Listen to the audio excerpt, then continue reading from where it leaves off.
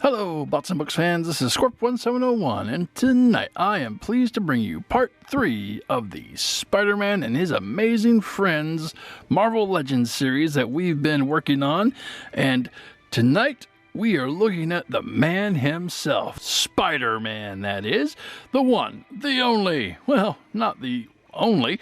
Marvel Legends has put out tons of Spider-Man in their run, but the one I think will fit our series best will be the classic Spider-Man from the Retro series, and this is gonna be an awesome figure to review.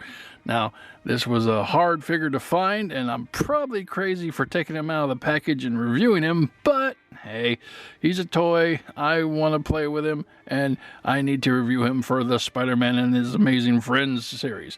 So let's jump right in and take a look at the blister card. As you can see, it's on that classic Spider-Man toy background. You have Marvel Comics here, you have Spider-Man there, 4+, superposable action figure, Spider-Man warnings, Spider-Man himself, and Hasbro here. Flip it around to the back of the card, you can see Marvel again, Spider-Man, Spider-Man, and he has a brief read-up. We can zoom in real quick and take a look at that. You can pause it, read it to your heart's content, but we must be moving on. So, coming back out, we can see a few of the other figures in the line. You have Electro, Peter Parker, Green Goblin, Gwen Stacy / Mary Jane, and the Daredevil. Some credits for the box and a barcode, and that is pretty much it for the box. No one wants to see Spider-Man in the box, I know I don't, so let's get him out and see what the wall crawler can do. And here we have Spider-Man out of the package. And out of the package, he stands approximately 6.5 inches tall, and he's a very awesome looking figure. He's very basic, which is really the kind of figures I like. I don't like all the fancy stuff on the costumes with Spider-Man.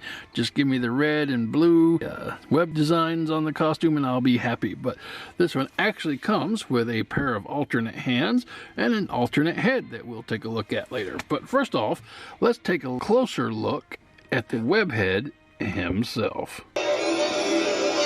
And coming real close in on Spider-Man, this is a beautiful looking Spider-Man figure.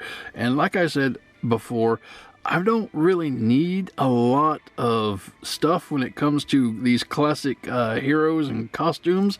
The detail is good, and when it comes to Spider-Man, really the only thing I look for is that he has the red, the blue, and the cobweb design on his mask and going all the way through his suit. So that this figure has in spades. So taking a close look at his head, you can see he does have that cobweb design. He has the nice open spot between his eyes. I like that. Eyes are nice and black, have some white inside, and the cobweb design goes all the way around to the back of the neck, which is cool. Got a little hollowness there, but that's just for the hinge. And I like it how the cobweb effect goes all the way through. You have a nice spider on his chest, nice dark blues here. Coming down his hands are perfectly done with the right amount of cobwebbing effect. He has his thwipping hands. These are the hands he'll use to shoot his webs. So now I wouldn't have minded some web effects, but yeah, this is kind of, like I said, the basic figure of Spider-Man, so I'm just happy they gave us alternate hands. Now, I like the blue coming around the sides and coming down to his pants, under his arms. I do like the blue, but the little red pegs in there, that's kind of annoying. But if you get a little bit of paint, I'm sure you can fix that right up. I may have some testers for that. Blue pants and nice red boots with the cobwebbing effect. Turn him around the back. Now, he does have his red spider here. That is awesome. I like those details. They didn't have to put that detail in there. It wouldn't be accurate without it, but I'm still glad they did it. Now, it's like when you review a Superman and you don't put the yellow S on the back of his cape. You don't really need it, but it just shows your attention to detail if you have it there. Has his nice cobweb belt here. It comes around from the front, so that is neat. And pretty much that's it for what Spider-Man looks like. And again, this is an awesome Spider-Man figure, and I think they nailed it just right. All right, moving on. And for articulation, starting at the head can go around 360 degrees. It is on a hinge, and once you move that hinge, it can go down a long way, and it can go up a long way. So he has got some good motion in this head. It can go wiggly waggly on the sides, and there is pretty much nowhere this head can't go that you want it to go. So that is awesome. He does have a butterfly chest effect, so his shoulders can go in and out, so that is pretty nice. Shoulders can go up and down all the way around 360 degrees. This is kind of where you have to fight the butterfly because they kind of want to move in unison. So, but they are independent of each other. He does have a bicep swivel all the way around. Has a double elbow bend, which gets you a nice range of motion there. Coming down, he does have some wrist articulation, goes all the way around, and it is hinged, so he can go so that's cool. He does have a ab joint right here. You can see it can make him go forward and back, and you can twist him 360 degrees there, kind of side to side, so that's a lot of good motion. He does not have a waist articulation, does he? It looks like something's there. Oh, he does. Well, it's not so much a waist articulation as it is a strange little stomach hinge. I don't think I've ever seen that. It can go down and it can go forward. So, wow, that is a neat little hinge you got there. Yeah, first time I've seen that on the Marvel Legend figures. So they put that in there, and they sacrificed the waist articulation, but you have it up here at the upper abs. So, trade off, and that's pretty cool. I like that. That is cool. I just said that twice, but that's okay. All right, coming down to his legs. Legs can go up a long ways, and they can go back just a little bit because the butt gets in the way out to the side. And he does have a thigh swivel all the way around, double knee bend, which is good because every Spider-Man needs to be able to get those knees up in weird swingy positions. All right, bring that down.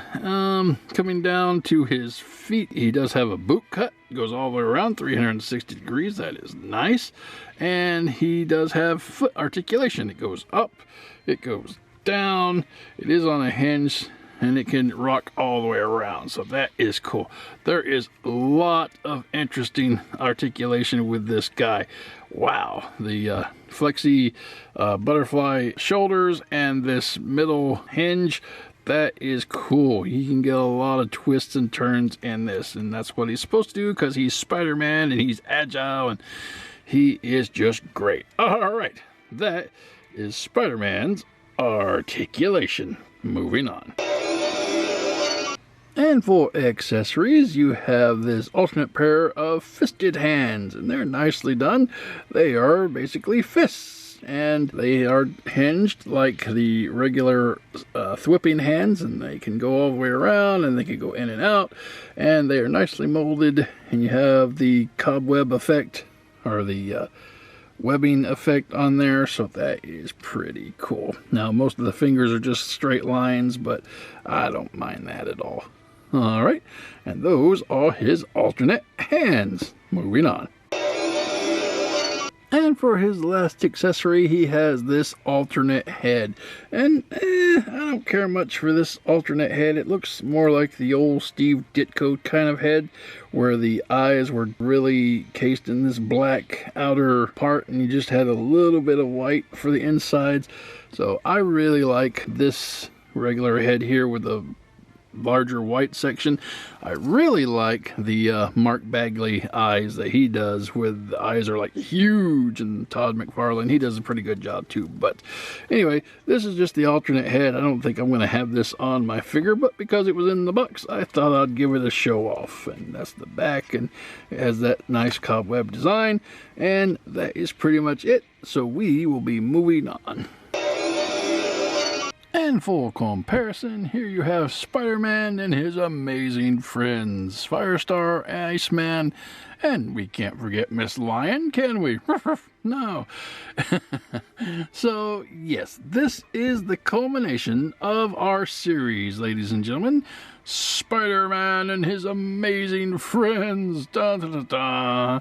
And I know a lot of folks are going to be happy to be able to complete this odd little set. Now, obviously, this isn't an official set for Spider-Man and his amazing friends. Like, it is just a mix and match of all the characters that would make up the set if they gave us a set, which I think they could, and I think it would sell pretty good. Looking at these figures, I think the only thing they would need to do, reissue the Firestar and the Spider-Man, and just give us a new Iceman. This sculpt is good. Just repaint him a solid white with some, like, maybe some blue tune lines, some green eyes, and take away the belt, and that would give us a great little set. And you could even add Aunt May in there if you wanted to. And normally I would just switch out into another scene, but I think I will end the review with these three and basically go through the figures again. Firestar, really nice. She was basically the inspiration for doing this trio. They just released her, and I'm like, well, why not? They gave us that awesome background with her and Miss Lyons. And obviously she was made for the cartoon show, so she was made for this set, as it were. The Iceman, again, we saw him a few years ago when we were doing the X-Men Gold team. And the Spider-Man figure here, I love this classic Spider-Man figure. He is everything that you could ask for in a Spider-Man. The only thing I would say they could improve on him by is giving him some web accessories, so he could, like, be actually shooting webs instead of just having his thwipping hand with nothing to thwip. But yeah, great Spider-Man, great costume, colors, sculpt, nothing too bad about the paint job. Only thing I didn't really like is the pins underneath the arms. They were red. I wish they were blue. They could have made a blue one, because they are blue in the legs. If you actually look around, they see blue pins in the legs, but I guess they didn't want to have to paint the outside, even though they did paint the outside. It seems like they could have penned it and painted it, but I don't know. I don't make these things. I just review them and critique them and try to think of ways to make them better. But anyway, that is it for this series of reviews, guys. I hope you enjoyed it, and until next time, keep playing.